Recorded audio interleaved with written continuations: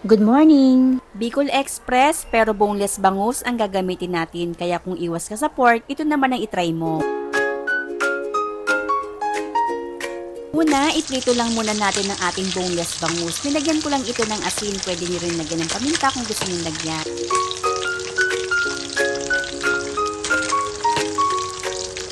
Pagkaluto, hanguin muna natin ito at iset aside muna natin.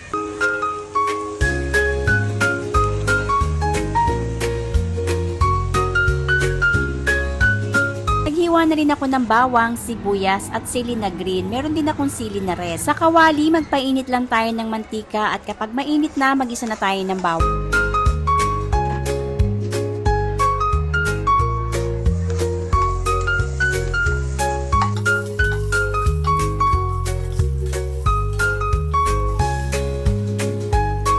At kapag nangangamoy na, ilagay na natin ang ating sibuyas. Haluin lang natin ito at kapag nagisa na natin, maglalagay naman ako dito ng bagoong alamang.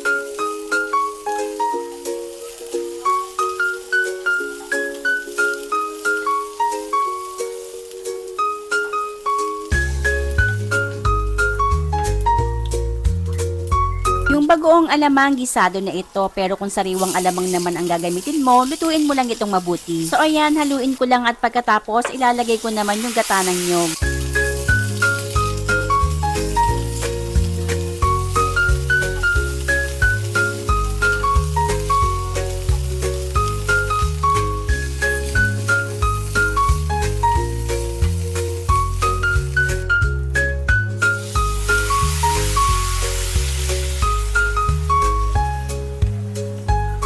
Haluin lang natin at medyo hinaan na natin ang ating apoy.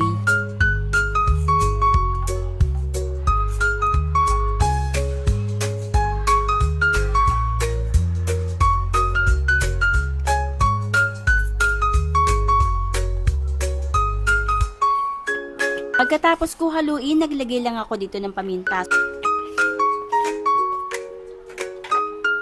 So, hindi na ako naglagay ng asin kasi maalat na ang bagoong. At naglagay rin ako dito ng kaunting asukal para pambalance na lang ng lasa. Hindi na ako naglagay ng tubig dahil konti lang naman itong niluto ko kaya mabilis lumapot yung sauce. Dahil okay na sa akin yung sauce, inilagay ko na yung pritong bangus at inilagay ko na rin yung siling green. Kung gusto nyo naman na mas maanghang, gayatin nyo na rin yung sili na pula. So ayan, ganyan lang kabilis at meron na tayong Bicol Express na boneless bangus. At dahil luto na yan, maghain na tayo. Thank you for watching. Please don't forget to subscribe.